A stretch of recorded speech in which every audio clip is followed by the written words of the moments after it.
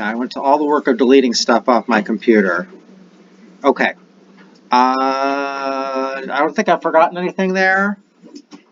All right, so that's what we've got going. For the plasmid, for the thing I just handed back, what you should be concerned with is the last problem, regardless of what your score was. Okay, very few people got the last problem. That's essentially what plasmid mapping is. You get some bands, you need to build a map out of it. So I want to talk about that again. Well, let's go ahead with that then. So here I've grabbed this thing off the internet randomly. I liked it. It actually has 3 enzymes, but it's still going to have. We're still going to be able to emphasize the things that we talked about. It's got 3 enzymes. They're all single cutters. I haven't done one of these in a long time, and I didn't check out this one ahead of time, so it'll be fun. But it has. So we've got EcoR1, BAMH1, and XHO1, right? So how hard are, since if you look across for these, for each single cuts, we got a plus and a minus here for whether they cut or not. So maybe I'll just do I'll do this because I know that, can you see the plus and minus in the back or not? Give me a no if you can't see them. Yeah, okay. I didn't get a strong enough no there that call out if, as I'm going through, it doesn't make sense. I think I'm going to have to put on my glasses, though, for looking at my screen. Nope, I'm not going to. Okay, so what we've got here, I'll look at this screen then. So I've got 3 things. They're all single cutters. So if I was just to draw these, right? I've got my EcoR1 map, I've got my BAMH1 map, and I've got my XHO1 map here, all right? These cut somewhere on there. I'm going to say that this one cuts at, I don't know how big this thing is. So I'm going to say this one cuts at 900. This one cuts at 600 for this map, this single cut map. This one cuts at 300 at that map. I could have said 0 for all 3 because I'm not going to, actually it's 30 because my screen ran out. Okay, it's 30. But I could have said 0 for all 3 for the single cutters because those, as a single cutter map, it would explain my data, right? That makes sense? Okay. Then I've got to put my maps together. So for those maps, I didn't have to say that 900 is at EcoR1 because it's just the EcoR1 map only, right? But maybe just to be safe so I don't forget to do it, I'm going to put an E there, I'm going to put a B there, I'm going to put an X there. I'm being safe because a lot of you didn't tell me you made your double cut map and you didn't tell me what cut where. Okay? You have to tell me what cuts where on a double cut map. All right, so I have, when I make my triple cut map, well, let's do a double cut map, okay? Let's move across to here. So this is EcoR1 and BAMH1. All right, so we've got a double cut map for EcoR1 and BAMH1. And I may have made my life a little more difficult by doing this, but I'm going to go ahead and follow it anyway. So I've got EcoR1 and BAMH1. I'm going to take whichever one is more complicated and use that map to start, and then I'm going to build the other one off of it. Yes? Sorry, where did the numbers from the first thing come from? I made them up. They can be anything. So just why? Because I can make my single cut map wherever I want. Single cut, as long as it is consistent with the data. Actually, let's pick that off right now. So based on what we see here and our molecular weight marker, how big is this plasmid? 3,000. Okay, so 3,000.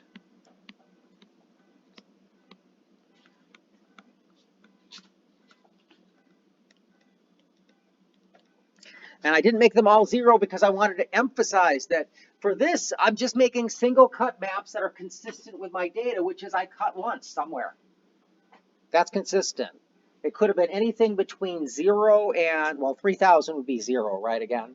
But it could be 1 to 3,000, let's say, or 0 to 3,000 if I want to use 3,000 twice. And it doesn't matter until I start putting them together, and then I need to start making things that are consistent. Does that make sense? Okay. All right. So it would be easier for me to have a 0 for this, starting this one, and I guess maybe I'll do that. I'll just change it. 0. Okay.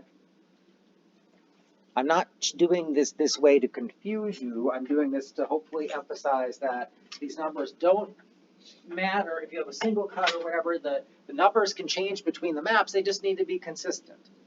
Okay? If I was doing this on a test, I would have put all zeros, just because I would want to get through that real quick. All right, so I've got eco R1, I said it cuts at 0. All right, and then I've got a BAM H1 cut, right?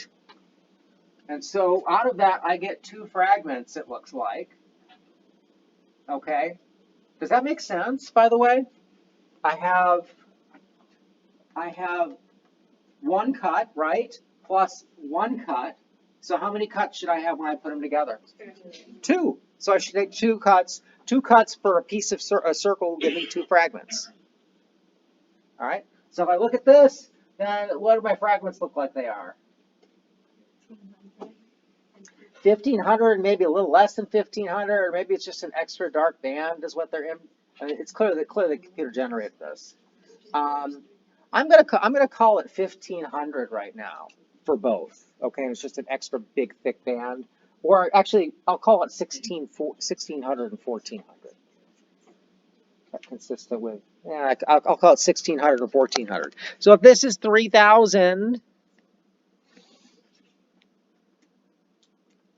Then across, I'm going to have it about at 1,600 or at 1,400. If I'm going to go 16 and 14. So I'm calling that a 1,600 and a 1,400 base pair and a base pair. Okay? And so this would be consistent. And so now I'm saying BAM H1 cuts there. It's a consistent map with this data, right? Okay? And it's a consistent map with this data. Yes? How did you get 2 numbers from one line? I just said that this was a little above 15 and this was a little below 15, and I. That's 2 lines. Because it's, oh, that's why it's thicker than the, okay. Right. It's 2 next to each other. It could be 2 on top of each other, right? And that might be what they're trying to indicate here, but I'm just going to call it that. I'm going to call it 16. I call it 1550 and 1450. That might be better. Okay. But do you see my map is now consistent with this, right?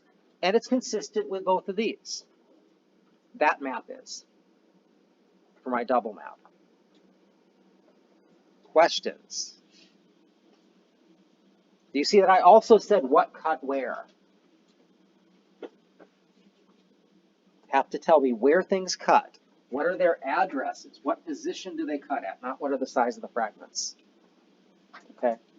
So when we're given the chart with the fragments, those are the sizes of the fragments, not where they cut. Correct. Good question. Did everybody hear that? When you're given the chart with fragments, that's fragment sizes, not where they cut. You have to make a map that would produce fragments that would be consistent with the sets of fragments you've been given. Jacob. Chart we got in class. They gave very specific positions for each one, and some of them started there. Was that the specific limit? They specified the machines wrong. Yeah, somebody had made a map of that plasmid, and they had very specific positions for everything, and nothing started at 0. So it might be that there were some other restriction enzymes that started at 0, or some genes started at 0, or something else started at 0, and that's why they chose 0. But they could have chosen 0 anywhere. And that map would have been valid if they had added 500 to each of those numbers, as long as they rolled over 0 correctly, right? Does that make sense, rolling over 0? Okay. Other questions? All right, do this one. This one is X eco R1 and X HO1. Okay?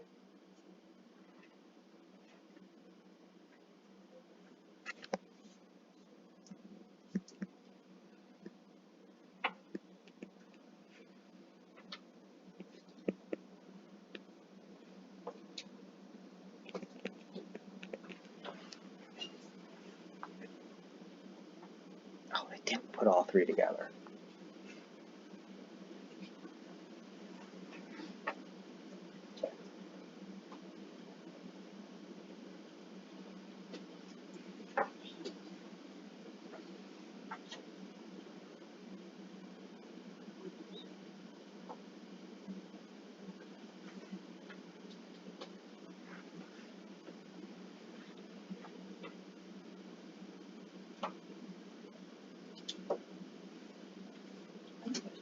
For the last one, how did you know which, like, cut was for the eco and which one was for the All I have is fragments. So I know that EGOR1 cuts somewhere. And I know that BAM-H1 cuts 1,600 away from it. And 14 away the other way. So I could have also drawn a correct map would also have been, I could add, I don't have to put it there, I could add 1,000 to each of these, right? So I could say that at 1,000 EcoR1 cuts, and then I could say I'm going to say 1,400 onto that. So out of 3,000, I'm going to, sorry if this isn't to scale. That's also correct. So how do you know that the eco was the first cut? I don't. Okay, so you could switch them? Yeah, so this is also correct. Okay. I don't at this point because I don't have enough information to do that. Okay? That makes sense? All right, what did you guys, so this is another E plus B. That was a great question, by the way. All these questions are good because everybody's confused on this, right? Everybody except 2 people are confused on this. All right, so let's do our, this is what? EcoR1 and X, yeah. So it's eco plus X, okay? And so that's this one, right? And I have 2 fragments. What sizes are those fragments? These are easy. 2,000 and 1,000, right? So when I put these 2 together, I have EcoR1 cutting at 0, let's say, and I have XHO1 cutting either 2,000 away from it or 1,000 away from it, okay? And it's really both because of the circle. Which one do you want it to be? 1,000. Okay, so XHO1 binds 1,000 from it, right there. All right, and that means I have a piece that's 1,000 here and 2,000 there, which is consistent with that data. And I cut once with each of them, and I have 2 cuts over here, and that's consistent with that data. So that's consistent with all the data so far. Does that make sense? Okay. Let's go ahead and make a map with all 3. Actually, I wonder if we can do it with the information we have. Let's make our 3rd map here.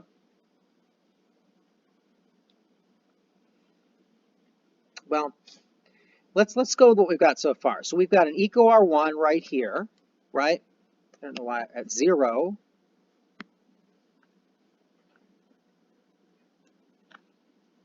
And we set 1,000 away from that.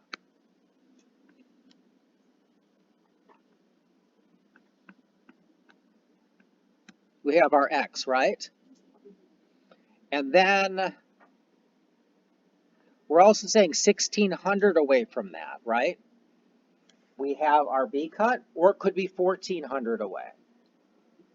And it might be that they meant they had 15 and 15 there. But let's go ahead and put that on there. So we're going to say 1,600, but it might be 1,400, right? Let's see if the last restriction enzyme digest settles that for us. So this is BAM-H1. All right, so now let's look at that last restriction enzyme digest, which is, this is B and X. What do we get for fragments there? 2,500 and 500, right? So this might actually help me refine what my estimate was from this one where I didn't know what to do with the double band. Okay, and this is actually better, it's closer to what you'll do with your real data. Because you'll have real data, and your real data isn't going to be perfect, and you're going to be trying to read between these lines and figure out what is it exactly. And so what we have, I can remember 2,500 and 500, and that's the differences between here, right? That's an X and a B, so ignore this. So I should have a 500, and I should have a 2,500. What does that tell me? then I should have, instead of calling it 16 and 14, I should have called it 15. And now that's 500, right? This is 2,500. Okay, that's consistent with this data, right? Now, let's look at other ones. I've got EcoR1 to, I've got a 1,000 and a 2,000, right?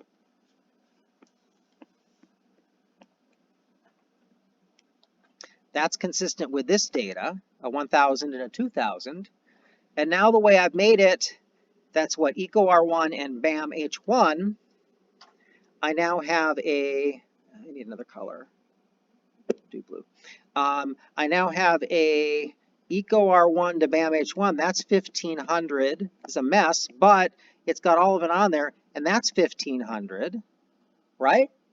And that's consistent. If I call this as two bands that are both at 1,500, which it might be, it's just an extra dark band, then that's consistent with that data.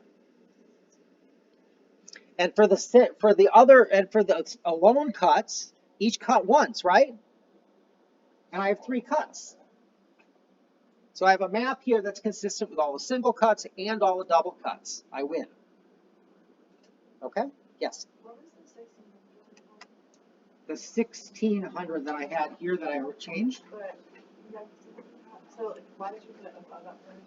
I said maybe this thing, maybe what they meant when they, this is computer generated, maybe what they meant was one a little higher and one a little lower. Oh, okay. But based on putting all of them together with the ones that line up really nicely, it's clear they meant that was an extra dark one or an extra bright one, but they only have 2 colors here. So that allowed me having all of the, I'd want to go back for the double cut there. I could go back and fix that. Yes. Could we, if we have time, could we go over the question from the previous? I don't know. I posted the answer key to that. Okay. So why don't you take a look at that? We're spending a lot of time on this. I'd like you guys to work on it more, and then maybe we'll pick it up again on Monday, depending on where people are. Okay?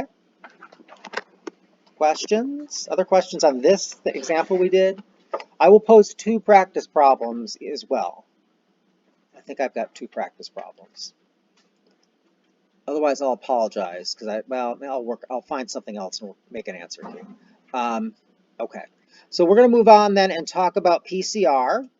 Everybody remember COVID? You guys are old enough to remember, young enough or whatever to remember COVID, right? Do you remember right when COVID started and they had to stick the thing way back and scratch your brain with it to check whether you had? That was fun. So I'm going to talk about PCR, and I'm going to talk about PCR from the perspective of what's considered the gold standard test.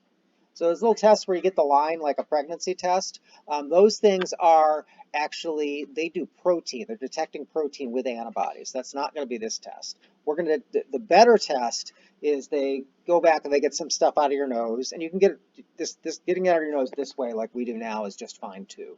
Okay, but you're going to get a little bit of the COVID bacteria, the COVID virus, and then what you need to do is you need to amplify the DNA. Okay, so that's the big thing with this test. So the way this works is you swab for virus. This is not a test you do in your bathroom. You swab for virus 1. You essentially break the virus open, extract RNA.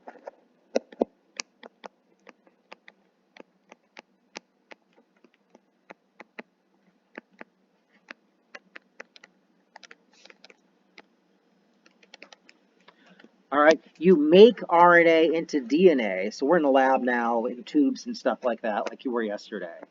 You make DNA from the RNA if the RNA is present.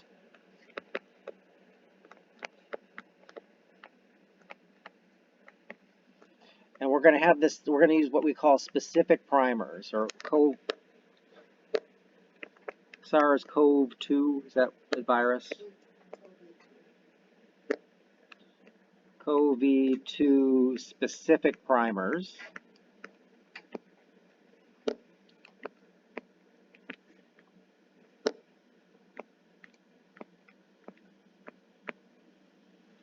And if you don't know what a primer is, you will soon, because we're going to talk about that when we talk about PCR, okay? But so you've got something specific only for the COVID virus, or a piece of the COVID virus that's you can separate from everything else, and you're not going to make any DNA if it doesn't match the sequence of these DNA primers. And then you amplify the DNA using PCR. So make lots of it when I say amplify.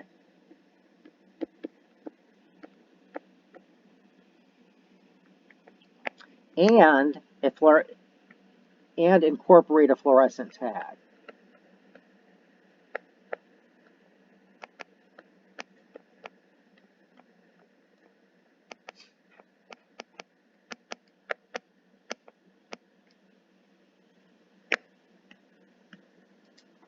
Okay?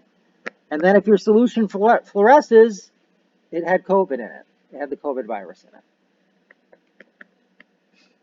So fluorescence is like what we saw in lab yesterday when you looked at your gels, right? You hit your solution with some wavelength of light, and it will give off a specific lower energy amount of wavelength of light. But yes, Can so you longer. further expand on point 3? I think the wording is confusing. Okay. Well, you know what primers are? Yeah. Okay. I'll explain briefly on it, but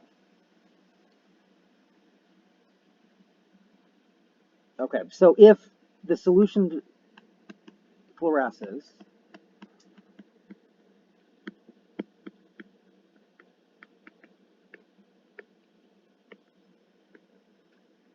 CoV-2, I'm sure it's SARS-CoV-2 was present. Okay, and this is what's considered a gold test. It's able to detect a very, very small amount of the virus. The virus doesn't need to get going in your system. You just need to have it present. All right, expanding on point 3. So you break this virus open.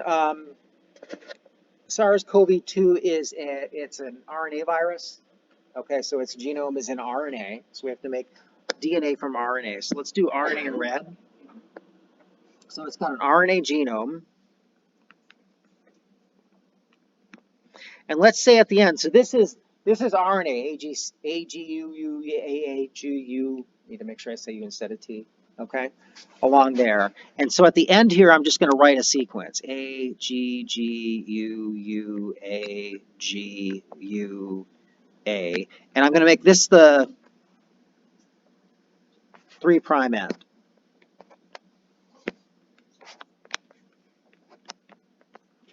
That makes sense? What are you guys good with me for this being a super long piece of DNA RNA, and I made the sequence there? So you throw in a DNA primer to make this into DNA, and you're going to use an enzyme called reverse transcriptase that I won't go into any detail this semester. Okay, but I have a primer, and let's say my COVID specific primer is 5' T. It's DNA. A, C, T, A, C. And let's say that primer is unique to COVID. All right, I don't know that it is. It's probably not long enough. But it's that primer, there's only COVID has a gene that does that. And I think it's actually what they target is, I think it's an envelope protein. It's the coating around the virus. Protein coating around the virus. I don't think it's the spike protein, which they target for the antibody test. And so if this piece of RNA is present, then this thing can bind because it matches A to T to A to U, C to G, T to A to U, A to U, C to G, right? Like that. And then if I add my reverse transcriptase, it will make it'll make the complementary DNA to this RNA. And then I can do PCR, okay, and make a whole bunch of it and see whether it's there or not. So you're putting the DNA primer in, and if there's something in there, something will happen. If there's no RNA, nothing will happen. If there is not COVID RNA, Yeah. you know, you probably have plenty of RNA in your nose it's picking up as well, that when you swab.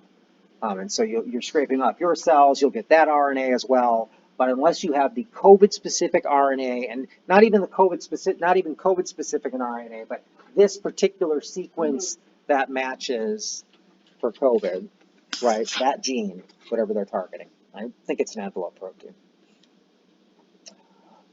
Okay, so this is a way. So we talked about this in more detail, but really what we're going to concern ourselves today with is number 4. We're going to talk about PCR. PCR is useful for all sorts of things. Nobel Prize went out for PCR, and it allows us to take a very small amount of DNA and make a ton of DNA from it. Okay, as much as you'd ever want. All right, so let's talk about how. Actually, let's watch a video first. We can watch an animation.